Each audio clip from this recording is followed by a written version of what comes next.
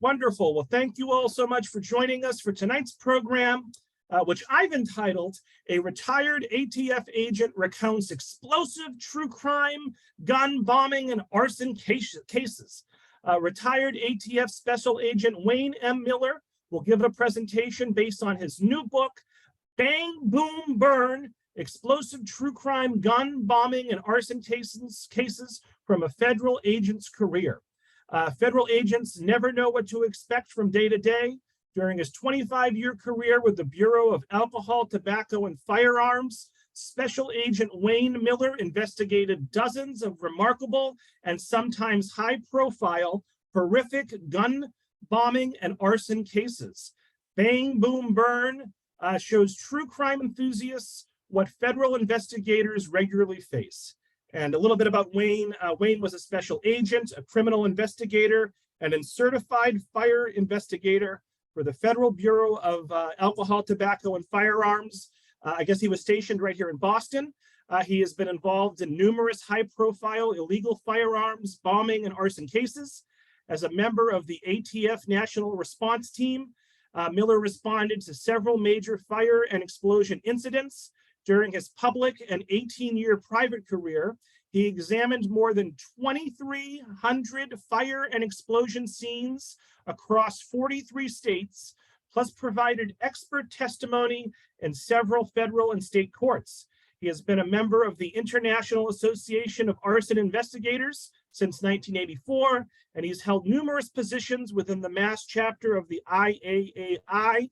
Besides teaching fire investigation as an adjunct professor at Cape Cod Community College, he has been a speaker on fire-related topics over 120 times throughout the United States and Canada. He published his first book, Burn, Boston Burn, the largest arson case in the history of the country, back in 2019. We again thank the Friends of the Library and the Corning Foundation for sponsoring. I've talked for way too long already. I've droned on for 5 minutes. So everyone, let's give a big virtual round of applause to Wayne for joining us here tonight. And Wayne, you can take it away. Thanks so much. Thank you so much, Robert, for that introduction. Thank you to the library and to the Friends of the Library. I really appreciate coming back again. It gives me another opportunity to talk about hard work I put into this book. Bang, Boom, Burn does not roll off the tongue as easily as Burn, Boston Burn does. But I wanted to stick with the BBB theme. So I'm trying to do a fiction book next about a serial arsonist murderer. And I'm trying to come up with a BBB type of title. So thank you folks from all over for joining in tonight.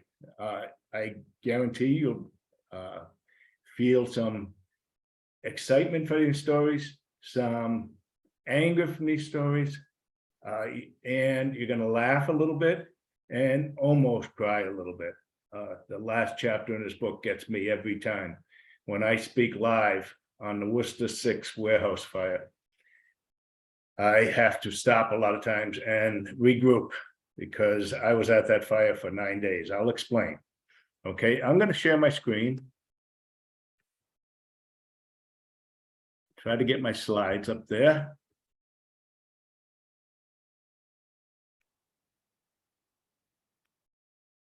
I didn't tell Robert this yet tonight, but I am coming to you live from the Mount Washington Hotel in New Hampshire. That is Mount Washington, the hotel. It is a glorious building, built 1902 to 1904. And right behind it is Mount Washington. Behind me, when the glare disappears behind me, you'll see the opposite side towards Bretton Woods ski area, perhaps behind me. But that's the front portico that you're looking at in the picture, and that's what's right behind me. They lent me a small, quiet office to use. And I appreciate them too for, I'm telling you, this place is absolutely gorgeous. This is a wooden structure, by the way. Okay, and it is, as you can see from that photograph, so big. Just a side note, the arson group from Burn, Boston Burn, the arsonists, the 8 guys who joined together, and there was a 9th one later on, but the 8 guys who joined together, one of them came up here to scout this out for them to burn. Can you imagine the size of the fire when you only have small, very small volunteer fire departments in the area, and the hearts that would be broken if this place burned, because it is simply a beautiful view. When that sun shines on it, it did for a little while yesterday, and the mountain in the background, it was just glorious. So thank you again for coming, and let's talk a little bit about Bang, Boom, Burn. By the way, that cover was done by my son-in-law, Mike Clark. The picture you see on the right-hand side that goes up of the flames, that was taken by a gentleman, Roger Conant. He went to the Worcester fire that night, and that particular picture is one of the most famous ones of this fire, and I'll talk about that when I get to it. I'd like to read the dedication to you folks for a moment. To all first responders, past, present, and future, thank you for putting your lives on the line every day. And for those lost to fire or crime, you will not be forgotten. You know, as a criminal investigator that I carried a gun for 25 years. My career was always in Boston. I worked gun cases for my first 4 to 5 years. And then I got so interested in working fire investigations that I delved right into it as soon as ATF got serious about doing fires. And I eventually became a certified fire investigator, going into the fire scene, figuring out where it started and how it started. And with that, you also work explosion cases. So I've done over 100 explosions as part of that 2,300 total scenes that I've done between my public career and 18 more years on the private side. Funny little thing, folks, is I'm in my second marriage, and we're almost married 28 years now. And I met my wife at a singles place. First time she ever came south of Boston. If any, you people who are local, you might know this. The people north of Boston typically don't go south of Boston too often, and vice versa. It's sort of like a Mason-Dixon type of line type of thing. Her friends convinced my wife to come down to a singles place south of Boston, and it was her first, and it would have been her only time. She's not comfortable doing things like that, and she was out of her element. But we met that night, and 28 years later, we're doing fantastic. The reason I mention it is because here I am, a fire investigator. This is, let's see, I met her in 93. We got married in 95. So I was an investigator doing fires and explosions already for 13 years at that point. Her father was a captain in the city fire department, and her brother was a captain in the city fire department. And my wife, Joyce, lived through a 3-decker fire in Massachusetts, in the Boston area, all over Massachusetts cities. We have a lot of 2-family homes, not side by side necessarily. They're usually on top of each other, apartment style in a sense. And we have tons of 3-deckers or triple deckers. I was told not to say triple deckers after I said it so often by a firefighter who said a triple decker is a sandwich, not a building. He used the term 3-decker. So she lived in a 3-decker in East Boston, where the wind can easily, just on a normal day, be between 10 and 15 miles an hour, because it's right off the ocean. And there were 4 3-deckers burned down in a row, and hers was the second one that caught on fire. At the time, my stepson was only 5 years old. So they lost everything they had from the time he was born until he was 5 years old. So what a kind of coincidence is that I end up with a woman who has such fire in her background. So it's just one of those strange things in life. In my ATF career, I'm not going to go through a lot of it, but I got on a job in 1976, and I got hired as part of a program called CUE, Concentrated Urban Enforcement. the gun problem is sort of similar to today. The gun problem on the streets was ravaging the cities. So the cities of ATF joined with the cities around the country by putting more agents on the job. Boston had 40 agents in all of New England, which is all 6 states. And they doubled the office to 80 agents. And over the next 20 years, they only hired 20 more agents. So it's sort of like being lucky and being in the right spot at the right time and getting on the job. But we worked gun cases on the streets.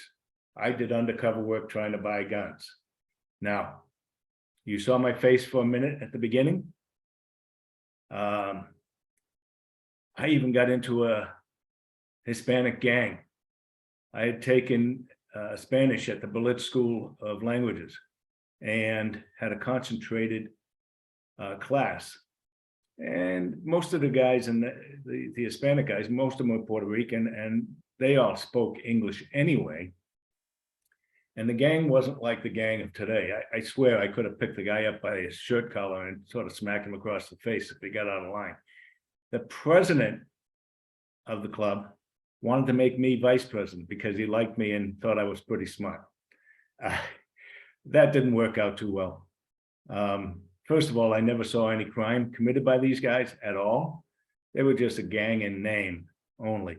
And years later, they became one of the most notorious gangs in history, not necessarily these guys, but nationwide and throughout other countries.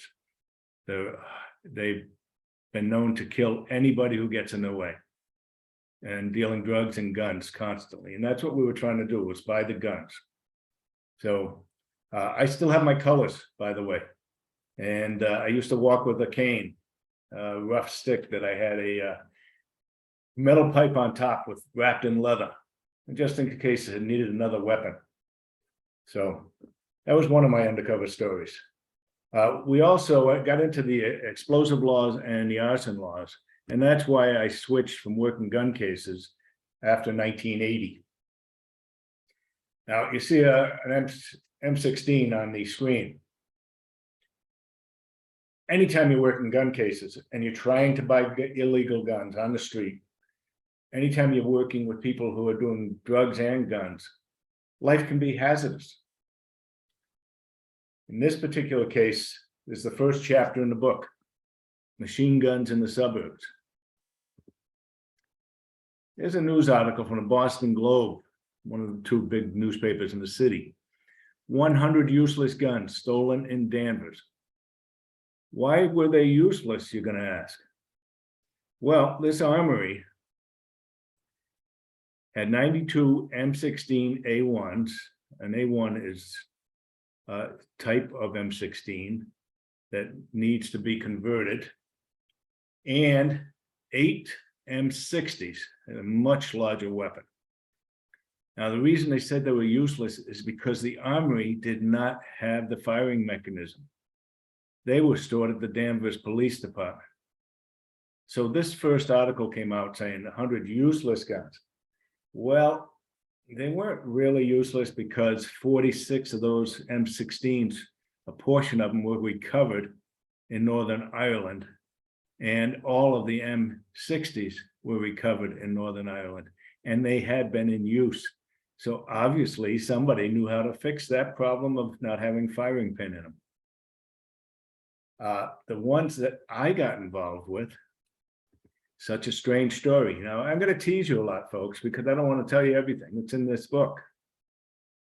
But this is a house in Walpole, Massachusetts. Again, most of the people who mess will know the area. It's southwest of Boston by about 30 miles or so. Nice suburb town. Actually, I ended up moving there the same year this gun case happened.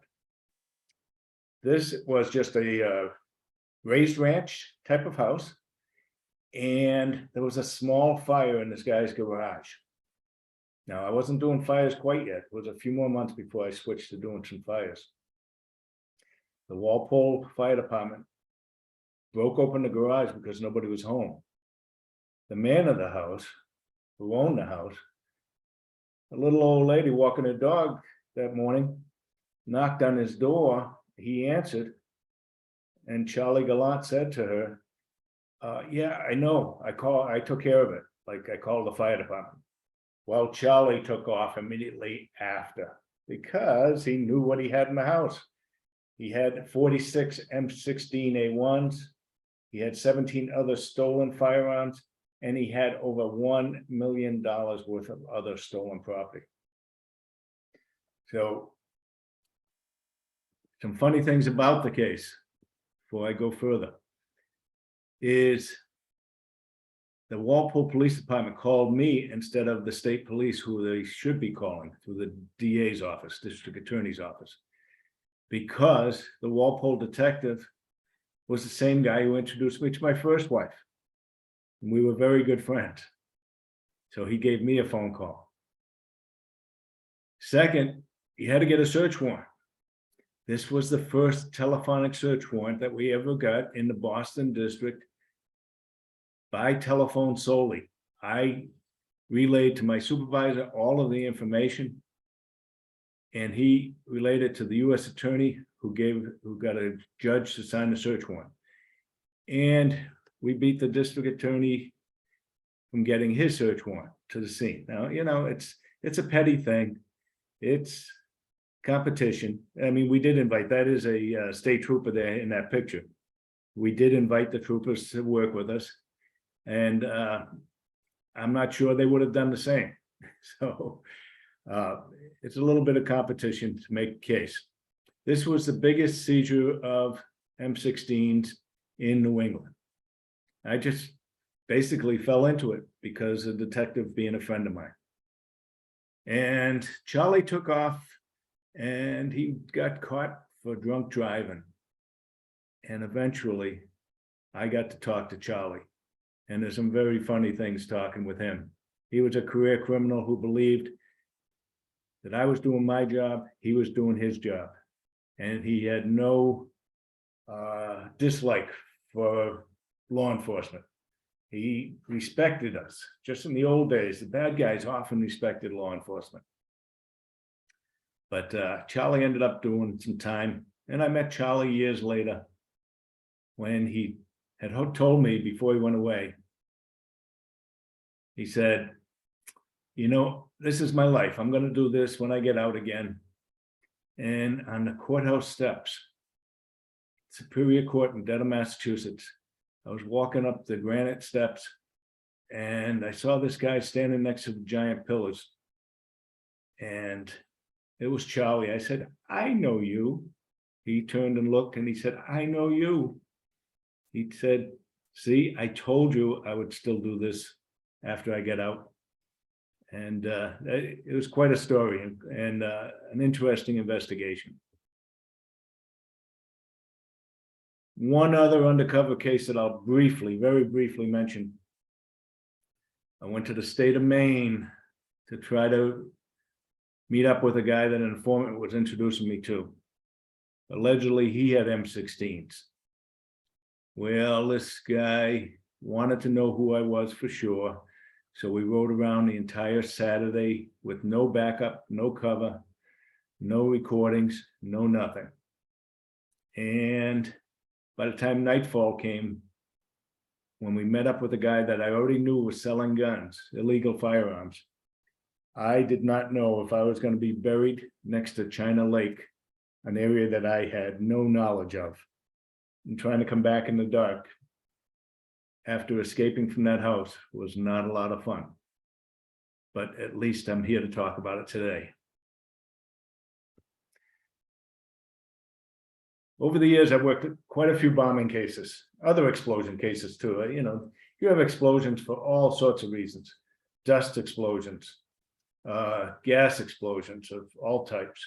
When somebody puts gasoline in a building, it could cause an explosion besides a fire. You have bombings too. This newspaper article says Rochester blast kills 2. That was the scene that I was assigned to, and I was in charge of that scene. Altogether, you talk about how strange life can be, folks. This gentleman convinced another character to help him build 6 Christmas packages. Each one was a bomb sent to his girlfriend's family. He was about 50 years old. She was about 30. She was an American Indian from Western New York. Her family did not like him whatsoever and tried to break them up. So he said, I think I'll get rid of her family and then console her. What kind of warped thinking do we have here? He sent 6 Christmas packages. Almost all of them got delivered within an hour of each other. 4 of them went off, killing a total of 5 people. This particular scene in Rochester, New York, had the girlfriend's sister and her boyfriend. He opened the package, thinking it's a late Christmas. It arrived, I think, on December 27th or 8th.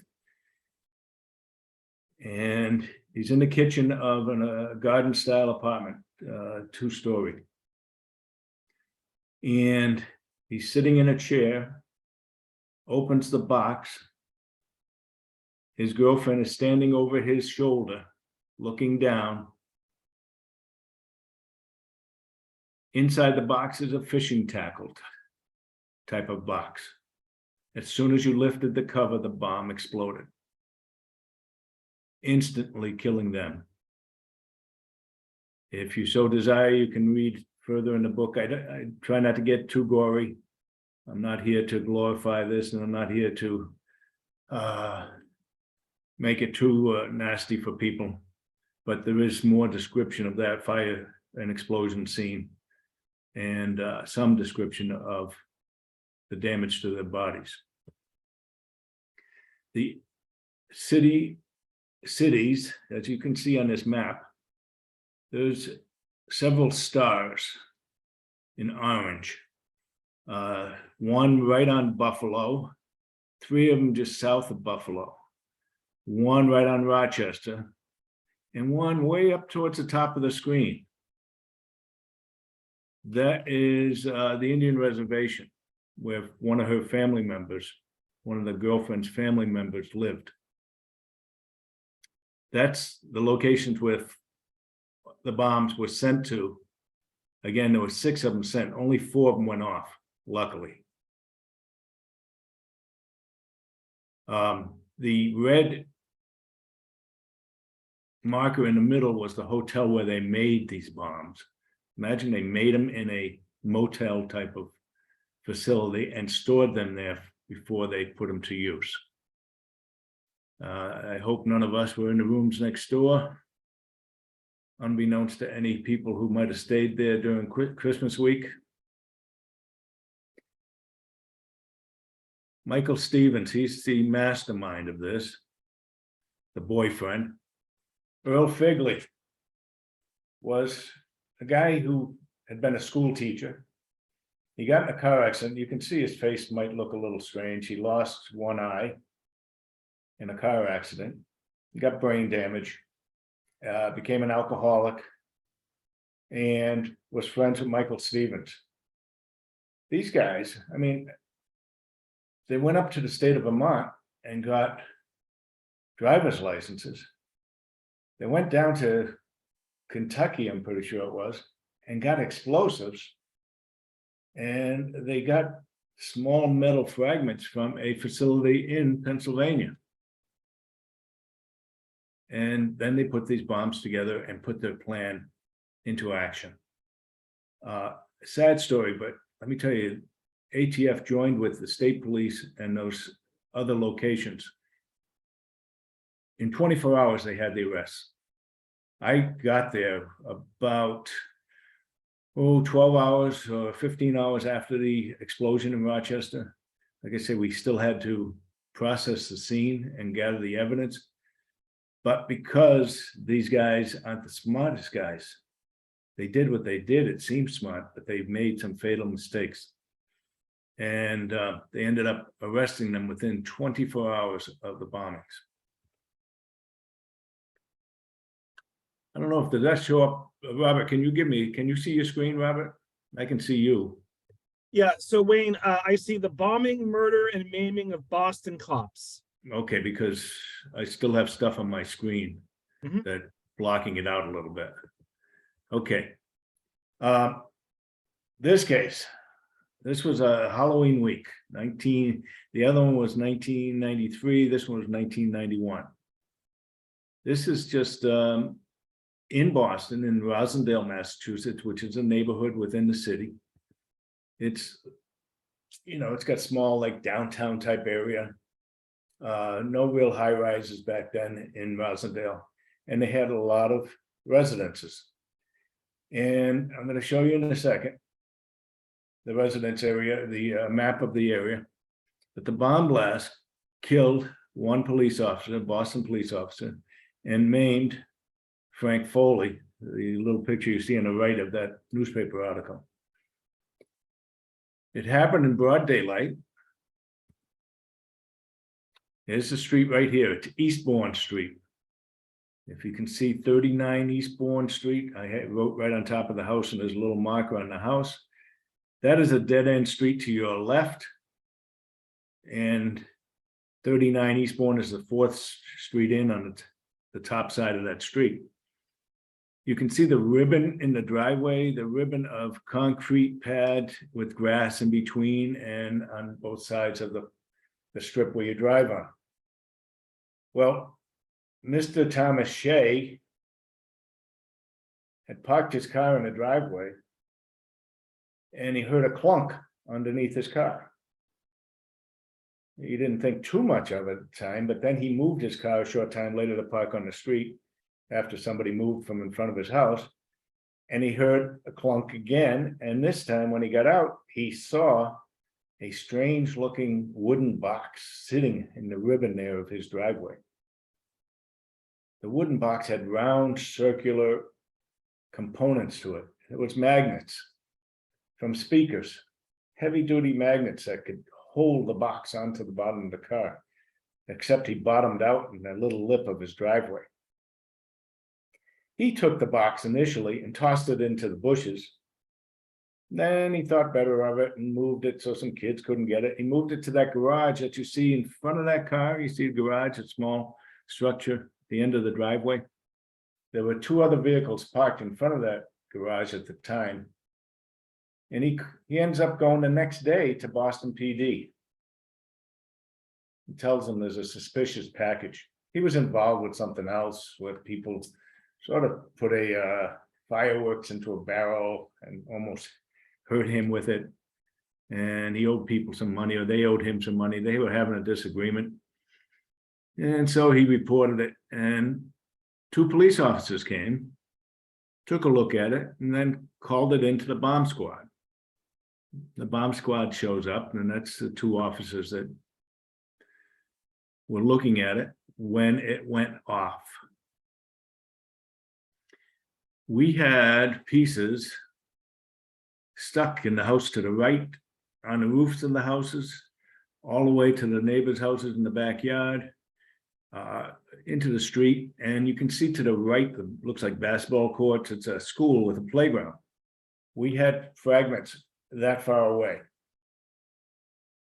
Now, as a post-blast investigator, anytime you find a piece that's, say, 100 feet away, then you double your radius to 200 feet. If you found something around 200 feet, you double it to 400 feet. So you can see how far we had to search. We even found blasting caps stuck right in the siding of that house next door. And these are horrific stories, but this, you can't help it sometimes. But to lighten the mood, the Boston Herald took a picture, which I couldn't get a copy of for this presentation. They took a picture of the National Response Team members. I was a member of the NRT, National ATF Response Team. There's 4 teams in the country: Northeast, Southeast, East, Midwest, and Western teams. And as a member of the Northeast team, we responded any place within 24 hours of an incident once we got the call. And the team came to the Boston area. I was a local guy, so it was easy for me. we were on our hands and knees looking for every piece in the grass before we started using a metal detector after we completed our search. We did a grid search from one direction and a line search. And then we went in the opposite direction, and then we used metal detectors also. While we were on our hands and knees, the Herald took a picture of all of us in a line. And they took the picture from the butt end, and it was the front page of the newspaper. I mean, you know, in this sad story, it was a silly little thing that, you know, you couldn't help but laugh at, the angle of the picture. Jeremiah Hurley lived long enough when the other two police officers, two first patrol people came up. They're the ones who called the bomb squad. They were still by the street when the bomb went off. They ran up the driveway, and Officer Hurley asked, "How is Frank?"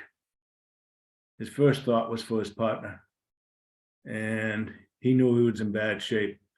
And he said, you know, he just said, "Sent mess to my wife and kids." He did not last 24 hours. Frank Foley, who I don't have a picture of, just died a few months ago. Frank lost an eye, had burns, had several operations to his arm and parts of his body. And I asked Frank Foley if he would partake in being interviewed for purposes of me writing this book. I asked through his family. And Frank said he could not possibly do it. He still has PTSD. And that was 40 years after the fact. So Thomas J. Shea Jr. on your left. This case is a fairly large case in my book. Let me see here. It's something like 45 pages long. When most this book, by the way, is all short stories. It's 21, a collection of 21 short stories. And you can use a QR code that you'll see at the front and back of the book. It's the same one for a 20-second story. But Thomas J. Shea Jr. Was a young gay man. His father was not happy with that. And he and his father did not get along. Actually, Thomas Shea Jr. wasn't even his name. It's just what he went by. He also thought his father had a life insurance policy that would keep him in good shape for a while. And he got Alfred Trenkler, a friend of his, to make the bomb for him. Now, folks, do all the research you can, all you want.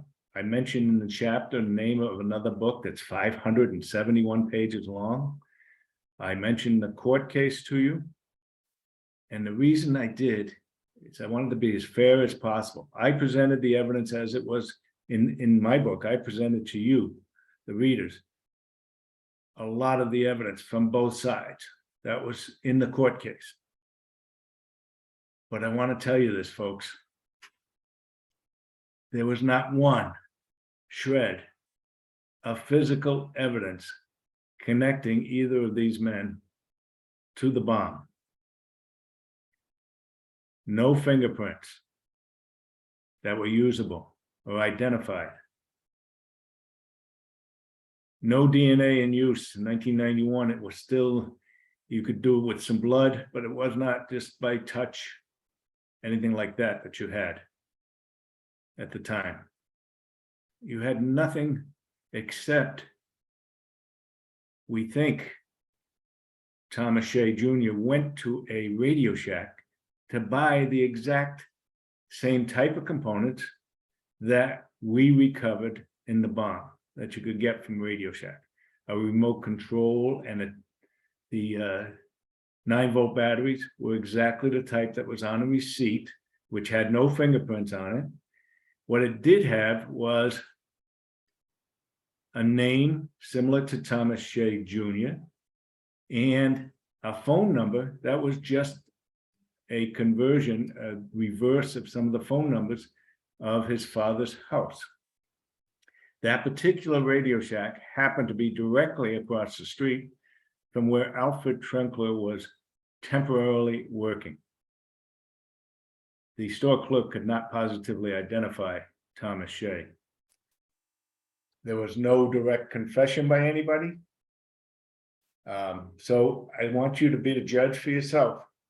You read the case, you look it up online, you can look up the information about free Alfred Trenkler and judge for yourself.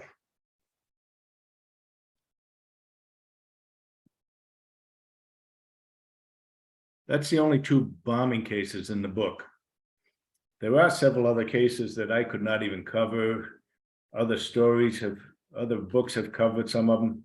I was present at the DuPont Plaza Hotel fire, which was January 1986. I don't know how many of you people know about that fire. Happened on New Year's Eve. It's a casino and hotel right on the beach in San Juan. And 97 people ended up dying in the fire set by 3 employees.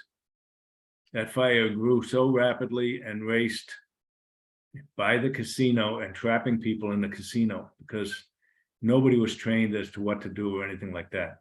I didn't even cover that story in this book. I didn't cover several other smaller cases, but a couple of arsonists tried to burn a Lebanese bakery, and they both died in the fire. I didn't cover that one in this book either. But this case is really interesting. This is the actual sales brochure for this piece of property. Amsterdam, New York is about 40 miles west of Albany, just off Route 90, which is a Mass Pike here in Massachusetts.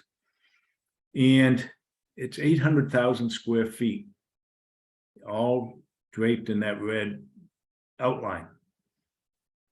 Folks, this was purchased for $1.2 million. Because it was in a state of disrepair. These buildings had been built many decades beforehand, and they were empty. And a buyer from Long Island purchased them. Now, Long Island's quite a ways from Amsterdam, New York. And this particular guy decided to get an insurance policy. I think it ended up being, I think he tried for 14 million when he only spent $1 million. And I think he ended up getting one for 9 million from a family member. And he got out a bank loan, about $50,000 to do some repairs. Now, $50,000 would hardly cover any floor in this building. It's huge. I want you to pay attention to this particular graphic. Everything in red ended up burning in the fire set. The owner of this place ended up hiring 2 guys who ended up hiring 2 other guys to burn this place. And you've heard the term Rube Goldberg, the name. It's named after a person who came up with devices that are extremely complicated to perform a task. Like if you just wanted to turn the light on in your room, you might create a whole series of contraption to turn that light on. Something where we can just normally flip the switch. Well, in this case, you see building number 1 that's covered in red. That was the first building that the fire department pulled up to and said the only place that was on fire at the time. Now, folks, fire investigators rely heavily on eyewitnesses to fire. If no one witnesses a fire until it's well underway, it makes it more difficult for us investigators. If no one's at home and it starts in your bedroom and then grows and destroys most of your house, it makes it tougher. But if you were home and saw that it started underneath your computer, then it narrows it down. Even if the house does get destroyed, we can look for those items. Well, this started right in that corner where it says paved parking, if you can read that small print. And there's a red strip that goes over the building 20 that's partially burned, and that's a catwalk. So the fire department pulls up and sees fire on the first floor of building number 1, which is 4 stories tall. And by the time they get to it and try to put it out and everything, it has already grown to the 2nd floor, 3rd floor, etc. Eventually, everything in red burned. Here's a side-by-side comparison. So building number 1 is right next to building 20, has that white section up top. The top floor is white, and you can make out the catwalk in between the buildings. We investigators, when we first arrived on scene, were sitting underneath that catwalk. This is what some of the buildings look like. It looked like a war zone from World War II. That's about a 5-story building with nothing left.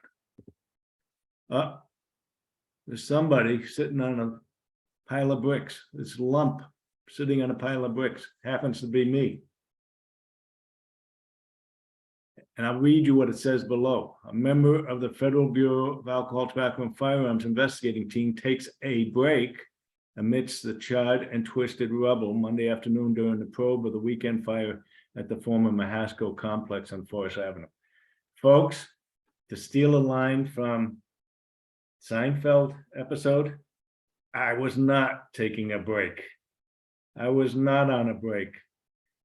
I was sitting there directing the heavy equipment to take down the wall where the only wall standing of building number 1, where the catwalk was still above our heads.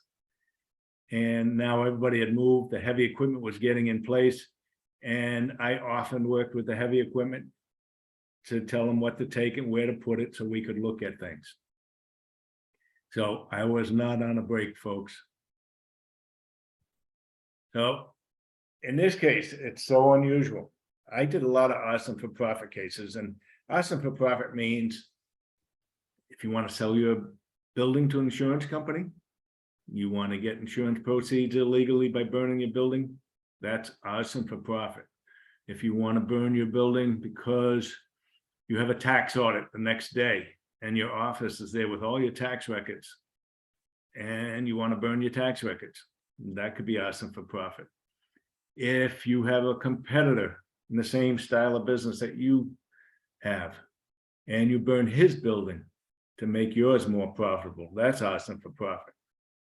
In this case, the owner planned from the beginning. Everything he did was because when he bought it, he would plan to burn it.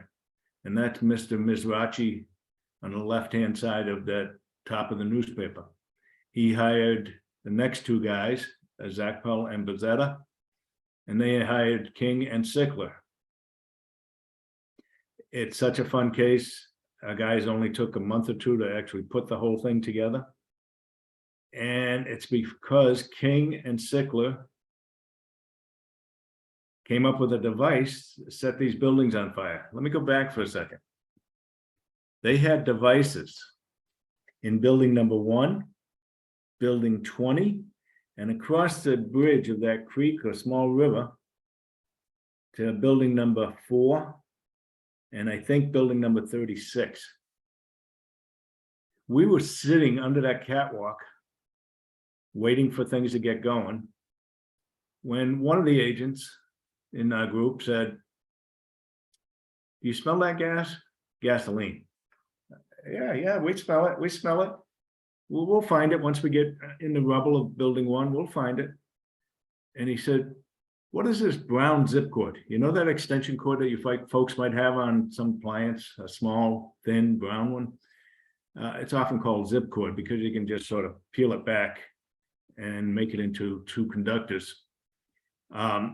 Well, in the parking lot where it says paved parking, there was a brown zip cord laying there, and it went right to us. We were sitting on the loading dock of number 20 under that catwalk, and it was wrapped around the handle of that door, and it went into building 20, And the agent got up off his butt and went and looked. And there was a bunch of pallets piled on. He removed the pallets.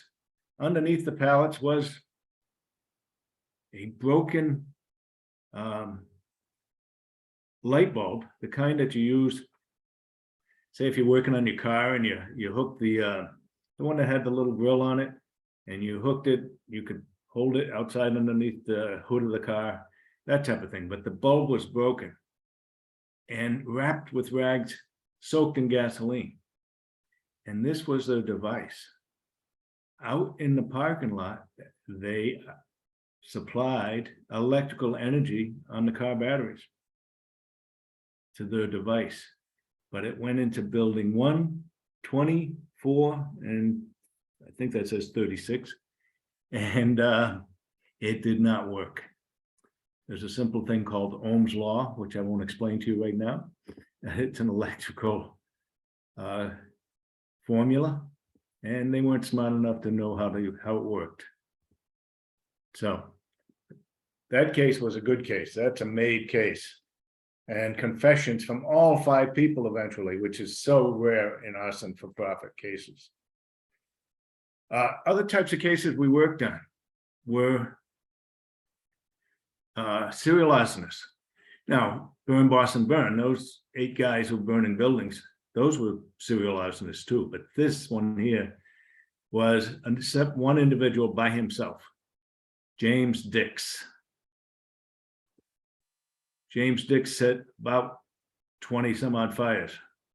This is, sadly to say, my friend Mike Shervin passed away at 45, state trooper, from a heart attack. But I used to work side by side with the guy, and Sergeant Hulk is the dog. The first canine in Massachusetts that was trained to sniff for ignitable liquids, such as gasoline and other things used. So Mike was the one who came up with the term garden country arsonist, because Dix was burning churches and VFW's, American Legions, and a couple other buildings. Chief Marble, the man standing to the left of that picture from Holbrook Fire Department, he was an integral part of breaking this case too, because there was a fire in Foxborough, Massachusetts, in the middle of the night. Chief Marble was awake because his ambulance was out on a call, and he heard that it was a VFW on fire. So immediately he got out of bed and went over to Dix's house, because we had meetings with all the towns involved with these fires. And he sat across the street, and Dix wasn't home. We knew what kind of car he drove. Dix wasn't home. He got home about 2 hours after that fire, around 3 or 4 in the morning. And when we interviewed Dix the next day, he totally lied about his whereabouts and about any actions the night before. Eventually, we did get him. But James Dix is a strange case. He heard voices, and I interviewed him about 4 or 5 times. And Dix said the voices never told me to light fires. But he did hear voices. His dad wondered who was screaming at one day out the backyard. Nobody was there. He was just yelling at the voices. I did a search warrant in his house.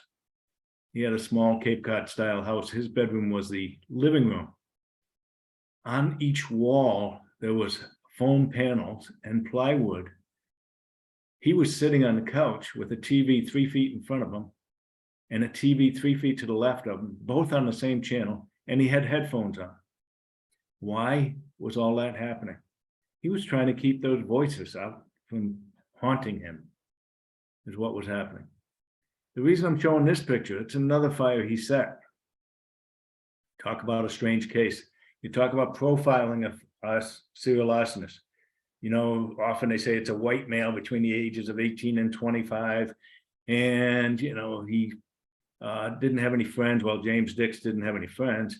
Maybe a high school graduate, a low paying job. Well, James Dix delivered newspapers in the middle of the night. But two things that didn't fit at all. He was a Boston College graduate, and he was 44 years old when he was setting these fires. This particular one, folks, you'll laugh when you read it. James Dix went to this building earlier in the day to his probation office after he'd done a couple stints in prison. And he said to his PO, "I need to go back to jail. I want to go back." Probation officer says, "I can't send you. You didn't do anything. I can't send you. What do I have to do? Burn this building?" Well, they sent him to a doctor. He was sent to a hospital facility that day. He got released about 3 hours later. And he went and bought some gasoline. He broke that window, poured the gas in the window just like he did on all the other ones. But this time he stood there. He's not in this picture, folks, but he stood there. And when the first police officer came up, he just politely said, "I did that." Back to jail he went. Doctor, give me the news. That's the name of one of my chapters. Look at this beautiful 1800s mansion in Dover, Massachusetts, a really idyllic area. Horse farms, rolling hills, just gorgeous farm area. Very, very expensive area. These guys, including the dentist, Dr. Barry Lehman. I'm not an anti-dentite. I guess I watched too much Seinfeld, folks. I'm not an anti-dentite just by going after Dr. Lehman. But this guy had more money he didn't know what to do with, apparently, and he got into real estate. He had a Newport property, a Dover, Massachusetts property, and a property in Nantucket, all at the same time, the island of Nantucket. Very expensive areas.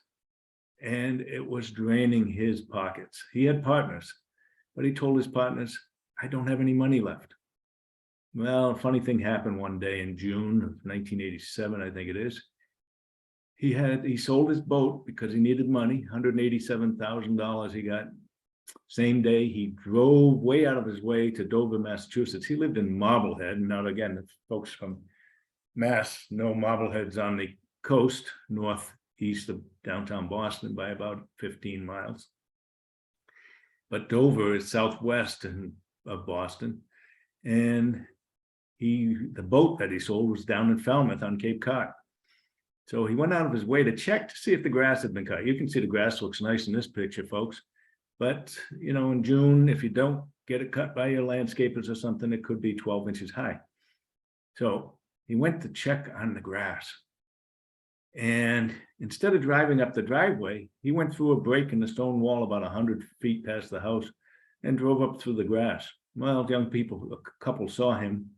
He saw them. And they were going canoeing, fishing on the pond behind the house. And a few minutes after they drove and spoke to him for a moment, a few minutes later, they saw a runaway barbecue in the back of his house. At least that's what they thought it was, until they heard sirens, until they saw the house on fire. And it's an interesting case where Barry Lehman disappeared the next day to Europe for 12 days with his girlfriend, leaving behind his wife and child, and spent $12,000 out of his pocket when he told his partners he had no money. But that's an interesting case, and it shows how very, very difficult proving arson for profit cases can be, especially when you're a white male professional with no previous arrests. Reverse stings. You see what I did there? Can you see that spinning around up there? Reverse stings. What is a reverse sting? Well, the federal government has done it for years in cases involving Congress people, abscam and stuff like that, or drug cases where you try to get up to the big drug dealers by presenting lower drug dealers with some drugs. Now, it's not entrapment if you do things right. In the arson world, we did it 9 times in the Boston district. We found out, like in one case in the book in particular, this one character was selling guns and drugs to a state trooper in the state of Vermont. And then he turned around and said to the undercover, "Do you know anybody needs a building burned?" And the trooper said, maybe I do. And he ended up introducing an ATF undercover agent to him. We have to get a building. We did it in towns of Lawrence, New Bedford. We did it in Vermont. We did it in, 4 or 5, at least, other places. The objective In that case in Vermont, Timmy Roberts burned 4 dairy barns for the farmers themselves, three out of the 4. The 4th one was actually a mistake. If you knew the area where he came from, the Northeast Kingdom, just south of the Canadian border, there's a lot of dairy farms, and he accidentally did the wrong one day. But Timmy Roberts had already been hired to burn these other places. So our object is not just to get the arsonist, but to get the guys who hired him to burn torch the other buildings. If you do this properly, like the undercover agent said to Timmy Roberts when he met him, I understand you have a service that I could use. He didn't say, could you burn this building for me for $10,000? That would be entrapment. You know, so he let Timmy do the talking. Timmy said, I never saw a building I couldn't burn. So you get past, and you record all this. We did it both with audio and video. And we have to get a target building that fits under federal jurisdiction, meaning it affects interstate commerce. It can be as simple as a restaurant that buys its ketchup, Heinz ketchup, which comes from PA, Pennsylvania, and you're using it in Massachusetts. If you burn the building, they can no longer sell it, so it affects interstate commerce. So we had a carpet business. We had to protect the building because we show it to the bad guy. We give the guy a key, and we ask him, you know, can you do it by midnight tonight? The insurance runs out, you know, that type of thing. I was on the inside of this particular building. Every time we did it, we put agents on the inside and surveillance teams all over the outside. And they followed Timmy when he bought the gas. They followed him when he parked near the building. They followed him as he walked up to the front door. And I heard it all on the radio I had. And let me tell you, folks, if I had my other microphone working right now, my heart was beating through my chest because Timmy already sold drugs, used some drugs, had guns, and was coming in to burn the building that I was standing in. So how was he going to do that? And could he shoot us? Or did he have a firebomb, a Molotov? What was he going to use? That type of thing. So each one of those cases were all interesting. And that one was extremely interesting. The crime is actually committed, in our opinion, in federal government's opinion, when he comes to the front door, because the federal law reads, if you damage or attempt to damage a building by means of explosive or fire. So the attempt is when he comes to the front door. He took the money, and Timmy Roberts had 2 bottles of Coke in his pocket that were full of gasoline, not Coca-Cola. There's Timmy several years later when he got caught by the fish and wildlife people after he was poaching animals. Oh, this horrible murder case in Vermont. I got about 10, 12 minutes left, folks. This is up in Rutland and West Rutland, Vermont. That's Ruth Lazat in that picture. Forest Park fire kills the boy. Ruth lived in a garden-style apartment, and she left her 5-year-old, Jay, and little Michael, who was 5 months old, in the apartment when she went next door to make a phone call. But she stayed to have a cup of coffee. In less than 5 minutes, her apartment was on fire. She tries to run over there, holds the door open, screaming and yelling. Jay runs out, but the baby dies in the fire. Michael Joseph, November to April. That's about 5 months, 6 months at the most. This, folks, is not just another article about that fire. Now it says man dies in West Rutland fire. This is about 2 years later. A very similar style apartment. This time her husband came home drunk early in the morning. She now has another baby, and Jay is now going to school. I spoke to 2 eyewitnesses that were about 50 feet from her, saw her get in the car, and within seconds of her driving away, the living room is on fire. And then the living room windows blow out.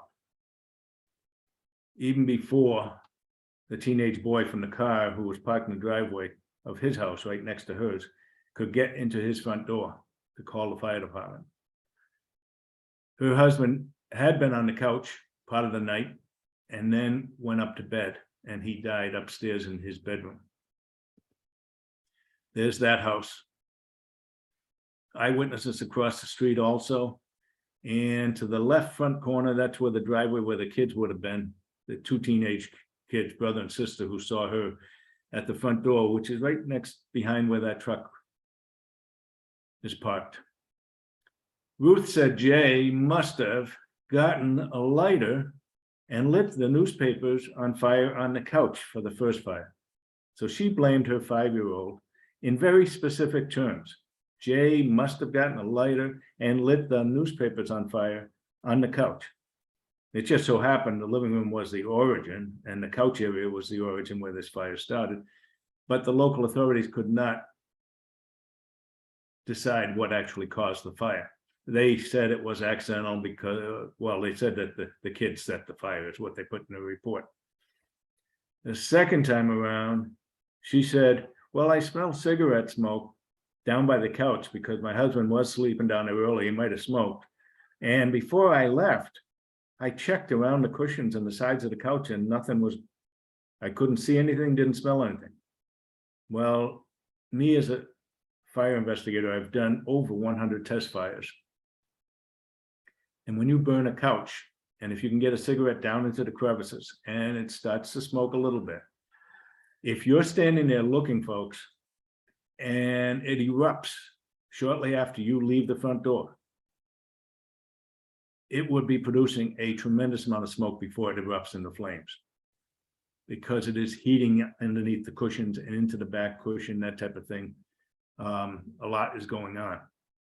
But they had other experts that kicked my butt up on the stand. I was only on the stand for 2 days, 9 hours. Here's a fun one. The JFK Federal Building, downtown Boston. All the federal offices used to be there until they got moved to the Tip O'Neill building and elsewhere. But ATF used to be up there on, I think, if I recall, it was either the 19th floor. And what you see on top of the building where the flames are, you don't see windows. What that actually is louvers. It was a 4-story tall water cooling tower in that area. They would cool the buildings by drops of water would be piped up. The water would be piped up to the top of the 4 stories, and then there'd be baffles of wood, just very thin balsa type wood or something. And it'd be little particles of water cooled by the air through those louvers that would settle in the bottom, collect, and go back into the pipe. And that's how the building used to get cooled. Well, they shut it down every October, and this was about October 5th. And the FBI has jurisdiction on federal buildings. So it's not ATF. So my state fire marshal friend, Mike Shervin, was with the FBI, and he said, you know, you should get Wayne Miller here. The FBI never did fire scenes. And I had a few years under my belt already. And they said, no. He said, you really should get him here. He said, well, if he comes, he can't take the truck. You know, the ones that have the big letters on the side, alcohol, tobacco, and firearms. He can't park his truck here. Or if he does, he have to put a tarp over it. Now we get back to that silly pettiness between agencies. So they finally invited me anyway, and they let me direct the exam, except they wanted it done a certain way. That 4 stories of wood was now reduced to about 4 feet deep of ash. And they wanted to sift it to find a device or something.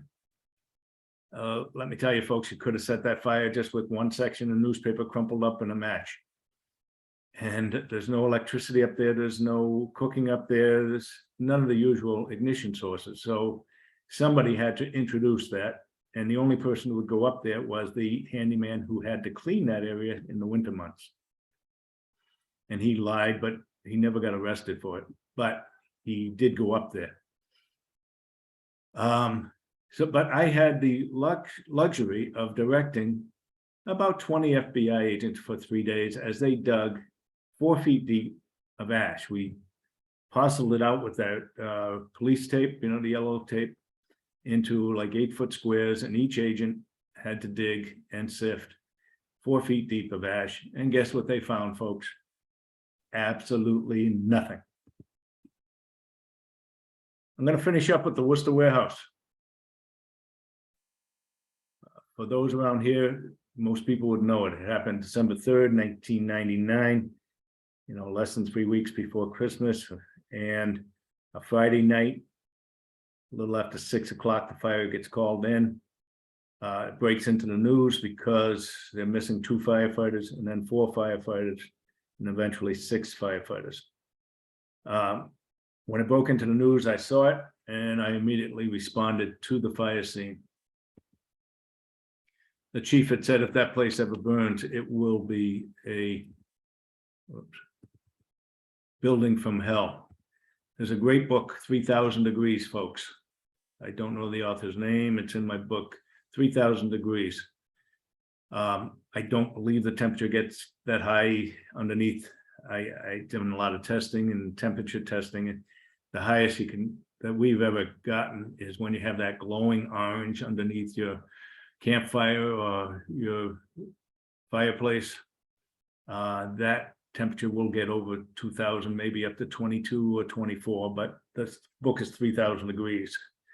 And it really goes into the lives of the 6 firefighters, their families and their friends, and it goes into the fire in depth also.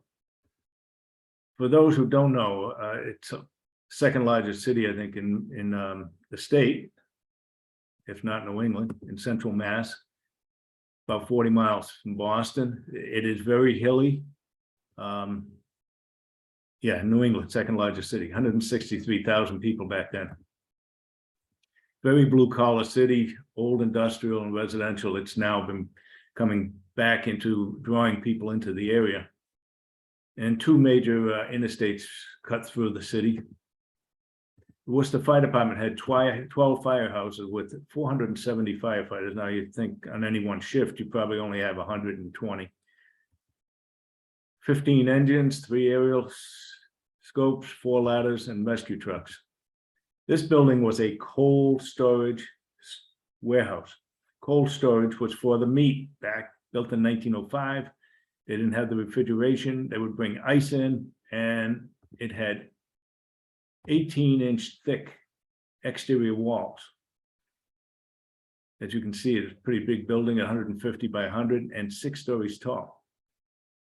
And it had a firewall that divided it virtually in half. They also used insulation. Eventually, they used a styrofoam and a cork material that was also impregnated with petroleum products. Very few windows and less doors. The doors were only down in the loading dock area and 2 man doors. The windows were only really on the 2nd floor where the offices had been. But abandoned in 87, 10 or 12 years before this fire. There is 6:13 p.m., smoke showing, 4 engines, 2 ladders, a rescue, and chief initially responded. Now you couldn't hardly tell where any of the smoke's coming from. Where's it escaping from? You don't have the windows and doors to help you. So fire was very difficult to locate.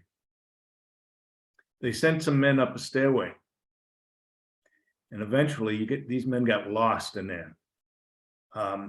This place was broken up into so many different rooms over the years where they hung the beef or the pork and this and that. And these guys got lost in the heavy smoke. And the chief himself was upstairs around that time. And he said within 15 seconds, the smoke layer went where he didn't have to even have his mask on to down to like knee level. It just, what happened at that time period, it's something ignited to cause all that heavy smoke. Two guys called and said, we're running out of air. And then we're buddy breathing, meaning we're sharing one oxygen tank. And then they heard nothing. The chief sent two other guys in there to look for them. And those guys disappeared. And two other men went in unannounced on their own to look for them. That type of picture right there looks like a fire-breathing dragon to me. There's the picture that ended up on the cover of my book. Now you can see how many apparatus are there, the towers and the ladders. You can see the highway just off to the right of your screen. The flames are directly over the half of the building where the origin was. And you can see three windows side by side down to the lower right front of that building. And that was the office space once upon a time. You can see lower ones boarded up. Now, that office space is on a concrete floor. We eventually get collapse of the upper four floors onto the second floor. And no fire ever occurred on that lower floor with all the boarded up windows. Now that flame, doesn't that look like a firefighter to you, a fire helmet? If you really want to stretch it, his arm is out. Maybe he's got an axe in his hands or something they use so often. Now, can you imagine, folks, losing anybody in a fire? And your brother firefighters, your sister firefighters, you lost 6 men in this particular one. You see them fighting it from the highway, fighting it from every angle. This is obviously the next day. Everybody's been there. Nobody's going home. The TV crews pulled in. It's not often you lose more than 1 or 2 firefighters, and that's horrible enough, but to lose 6. Can you imagine the thoughts from this chief as he's looking at this pile of smoldering rubble? And none of the men have been found at this point. District Chief McNamee, he had the courage to stop any more men from going up that one stairway. It took a lot from this man. He knew at that point these men were dead. It was not going to be a rescue. It was going to be recovery. You see these guys up on what we call the deck. That's the second floor right there. They're all on the deck. The debris is above that. Cadaver dogs searching. The chaplain on site every day, every night. I was there 10 days in a row. Now you can see the building's cleaned off a lot. It was under the jurisdiction of the state police. They allowed me to work with them, but they control the scene itself. Worcester wanted to work inside the building. Worcester Fire. It's their guys. They wanted to work it. And we took bucketful after bucketful with heavy equipment and laid it out next to the building.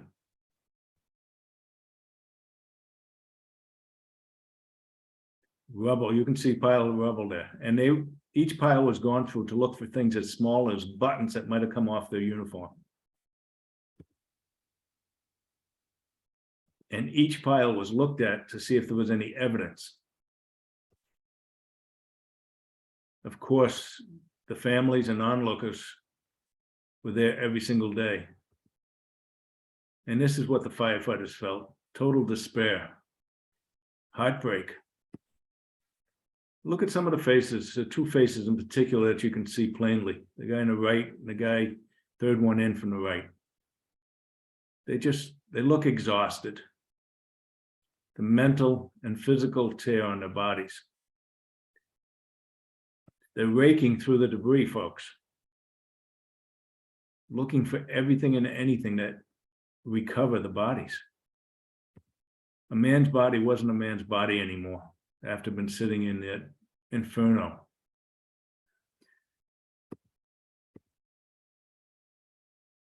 Now, the fire happened Friday night. The DA's office had these, that's Robert Levesque, Thomas Levesque right there. And Julianne Barnes is the one in the sweatshirt here to the left. Had them arrested on Tuesday. We hadn't even done the fire scene. We didn't even do the fire scene till the following Tuesday. It took 8 days to recover all 6 bodies. The memorials grew. This truck here, this one here hits me every time. The sign, firefighters saved my baby. I will always be grateful. And the other one, in loving memory of our fallen heroes, true role models for our children, it said. They recovered one body about 3 days, 4 days in. The second body, third, fourth, the 8th one was on the 8th. I mean, the 6th one was on the 8th day. And I don't know if you've ever seen it on TV or in real life, but this is what the firefighters do.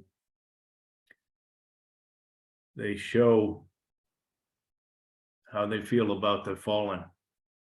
And when he's recovered on the deck of the building and taken off, they all salute and stand in prayer until the body's removed. So you can see the firewall in the center of the building, and towards the top side of that building, the top of your screen, you can see some equipment inside the building. Now, the Bobcats, a small bulldozers in a sense, and that's the area we had to work. And we did get in there. We still had that wall behind us, and we almost lost the lieutenant from the fire marshal's office when part of the elevator wall fell right on top of him. But the guy got up, and he was older than the rest of us. And the next day at 8 o'clock in the morning, he was back there working again. But we did get into the scene there, and we did find the candle that they said they knocked over accidentally. 2 homeless people were in there. And a man in the diner next door told the police and fire that 2 homeless people often frequent the building. Well, think about it, folks. 1999. They only said they had 1 red candle, which we found in the carpet of the floor in that room, along with their cat and dog. She came back. Julie Barnes came back. She had broken up with Levesque the week before, and she came back to get her puppy and some of her belongings. And he said that he did tell police that he wanted to fool around a little bit with Julie, and she didn't want to. And in a tussle, they knocked over the candle accidentally. Well, folks, if that's the only candle, because they never got interviewed again after that Friday night. Once they got arrested, they never were interviewed again by law enforcement. The arrest happened too quickly, in my opinion. And once that candle got knocked over, what happens? The McDonald's wrappers and clothing and trash they had on the floor ignited, and he couldn't stamp it out. I'm not sure about that, but if that's the only light source you had, it changed immediately when you tussle with your ex-girlfriend. You'd be on that all over the place. And then here's 2 brothers who were in prison for 2 different murders. And Mr. Levesque had issues. He was abusive. And I'm not sure if he didn't say to Julie when she was leaving, "Screw you and your little dog too." And I think he set the fire. Because think of a 1999 cell phone, which they did have cell phones, believe it or not, and both Barnes and Levesque had cell phones, but they must have been little flip phones or something. How much light could you get to walk out of that building? December around here is pitch black after 4:30 p.m. So I'm not sure he didn't do it on purpose, but I don't think we will ever know. Let me tell you, it was the biggest memorial I'd ever been to in my life. The Centrum out there was full of about 14,000 people. Paul Brotherton, James Lyons, Timothy Jackson, Jeremiah Lucy, Joe McGurk, and Thomas Spencer. I had these pictures just like this on my private job for 18 years while I worked, and I still have that picture at home. Of course, there's always a search for a blame game. I took this picture. That was the one stairway where the chief stood and wouldn't let any more firefighters go up there. And that's the same stairway that the firefighters took where they eventually lost their lives.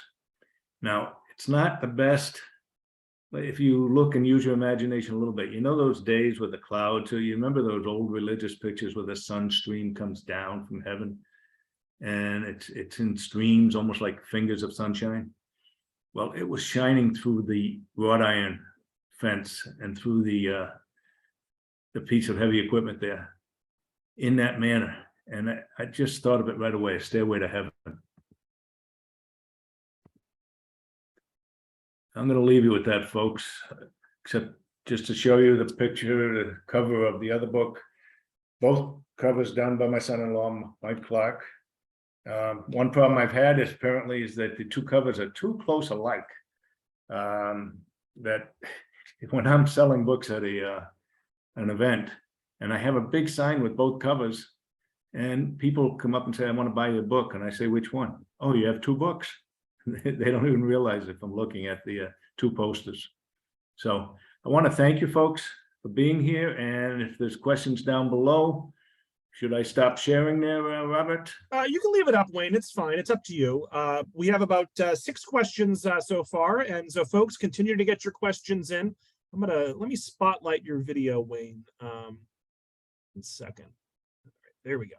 All right, so Diane says, sorry, but it will always be a triple decker to me. What he called the triple decker, I called a club sandwich. I think this is the same thing as firefighters saying that firemen are the guys who tend boilers. Yeah. So that was a comment from Diane about way back towards the beginning of your talk about triple deckers. I love it. I love it. Yes. Yeah, James would like to know, did you help out with the Oklahoma City bombing? The National Response Team went to, from the Midwest and Western teams went. The Eastern team did not go. And just to let people know, I did not make World Trade Center 1, which has happened in '93 in the garage down below, because I was on trial for something else. And then World Trade Center 2, I was already off the job. I left the job 3 months earlier and probably still should have gotten in my car and gone down there, but I did not. John asks, do you see an increase or a decrease in the number of arson crimes since you started investigating? Absolutely a decrease. I think nationwide, the problem is diminished quite a bit. I talk to firefighters and investigators all over the place. And fires in general are down, and that's partially because smoke detectors and just teaching people and making better appliances and electrical systems in houses. By the way, the building I'm in was wired by Thomas Edison, so I'm not sure. Okay, but arsons for profit are way down, and arsons of all types, except when you get a serial arsonist of one type or another who has issues, might be setting them for a short period of time, but most of the time they're caught nowadays. So a question specific to one of the cases you brought up, Virginia wants to know, how did you discover that the Dicks set all those fires? I'm giving away too much of the book. No. One important piece of evidence. I had initially had somebody else as a suspect, and I even did surveillance and spent a lot of time on it. Dix got stuck in the sand one night in the middle of the night when he was probably going to set a fire, and a police officer came across him. And the officer said, I'll get a tow truck for you and wait until he gets here. And Dix was acting very nervous. He just asked him, the police officer said, can I look in your car? Can I look in your trunk? Do you mind? And he opened the trunk and there was a can of gasoline. Doesn't mean that you're an arsonist. And Dix's excuse was, my gas gauge doesn't work too well. But this officer specifically took note of a old-fashioned, these are his exact words, old-fashioned wooden handle hammer. That hammer eventually was found outside one of the fire scenes. And I had collected, because we had no rock or something, there was something that was taken away all the time. Each time it was a broken window, and he'd pour gasoline in and then light it with a match. And the hammer was dropped because the fire must have flashed in Jim's face. And I had collected glass from the fire that happened the day before that fit the same MO. It was a American Legion. And the next day was a junior high school. And I collected glass from both fires. And the laboratory found this tiny grain of sand, which was really glass, in the wooden handle of that hammer. And it matched the previous day's fire. And that hammer was his father's hammer. His father had been a carpenter and floor laying guy for years. And he says that that was his hammer that he gave to his son. And that was one of the crucial pieces, but we had him in lies otherwise too. Interesting. Robin was watching with her parents, and she says, "Great job. Both my parents were firefighters, and they said that you did great." Jane says, "Great." Yeah. Thank you for your service, folks. Yeah. Jane says, "Great presentation." John would like to know, did you investigate any of the Lawrence string of fires back in the 90s? Oh, yes. One of the reverse sting cases is mentioned in here. It's a funny one. Yes, we were part of the arson task force that was set up with the state police and Lawrence Police and Fire Department. And we had an agent who was there every single day. And in a year and a half time, we made something amazing, like 29 arrests or something for the fires that were in the early 90s up there. Virginia says, "Thank you for this great presentation." So Thank Wayne, you. I'm going to pop back up on screen here. So we'll start to wind it down here, folks. Look for an email from me tomorrow morning with a link to a feedback survey, a link to this recording, a link to purchase a copy of the book, and information about some other upcoming virtual author visits. I do want to thank the Friends of the Tewksbury Library and the Corning Foundation for co-sponsoring tonight's event. Wayne, do you have any last words for the audience before we wrap it up? I do have a couple. If you do decide to buy either one of my books, I prefer if you go to my website, burnbostonburn.com, and just check out my website and order your books there. You can do it with PayPal type of thing and your credit card. I personally sign those books and I mail them to you. We will be home tomorrow night. I've got 3 to get out on Thursday to other people now. But if you want, that's the best. You can get it from Amazon. You can get it from other sites also. The only thing is those are not in color. I have color pictures in both books, not all of them, because some were just taken in black and white, and I will sign it, and I can't sign an Amazon book. And someone wanted to know if I was involved with the marathon bombing. No, I was off the federal job by 18 years at that point. And again, I had one foot in my truck to go assist, and they said I probably they could have used my help, but they had a ton of people helping. So I thank everybody. I've also been able to donate to police and fire charities and fire victim charities, about $7,500 now since the books came out. So, and that's because of people buying my books. So I appreciate everybody who's been part of my presentations and purchasing the books. Yeah, thanks so much, Wayne. Thanks for answering that last minute question about the marathon bombing. And yes, I will include a link to your website for folks who want to purchase a copy of either of your books. So great. Let's give Wayne one last big virtual round of applause. Wayne, enjoy the rest of your vacation, and we will see you when book number 3 comes out, when your novel comes out. Thank you much, Robert. You're welcome. Have a good night. Be good. Bye, everyone.